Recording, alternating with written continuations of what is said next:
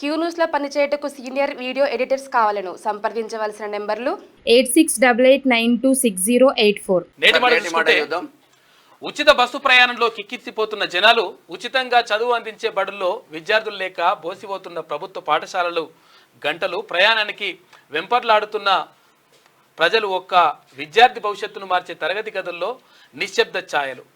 ఎప్పుడో తప్పు జరుగుతుంది. సర్కారు పాఠశాలల మీద ప్రజలకు నమ్మకం లేకనా, మేము మా పిల్లలను సర్కారు బడిలో చదివిపియకపోవడమా అనే అహంకారమా? అయితే ఈ సమాజం ఏం నేర్పుతుంది?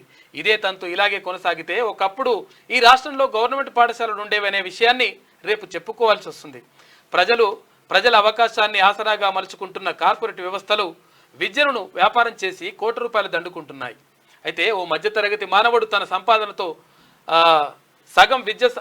సగం విద్యా వైద్యానికి ఖర్చు చేస్తున్నాడు. ఇప్పటికైనా ప్రభుత్వాలు మేలుకొని ప్రతి ఒక్కరూ ప్రభుత్వ పాఠశాలలోనే చదువుకోవాలనే కఠినమైన నిబంధనలు పెట్టి ప్రభుత్వ స్కూల్స్ను అన్ని హంగులతో పునరుద్ధరించండి అని చెప్పేసి, అంటే మీరు పిల్లల్ని తల్లిదండ్రులు తీరుస్తలేరు, తర్వాత ఇక్కడ ప్రభుత్వం ఏమో సరిగా పట్టించుకోవట్లేదు అనేటువంటి ఆరోపణలు ఉన్నాయి. ఈ నేపథ్యంలో ప్రభుత్వ పాఠశాలలను అటు తర్వాత అయితే హాస్పిటల్స్ని రెండింటిని బలోపేతం చేయాల్సిన అవసరం 100% ఉంది. విద్యా వైద్యం ఫ్రీగా ఇస్తే ఈ ఉచితాలన్నీ అవసరం లేదు నిజంగా కూడా చెప్పాలంటే. ఇవన్నీ కూడా ఫారిన్ కంట్రీలలో కూడా 90% ప్రభుత్వ బడులే ఉంటున్నాయి కదా.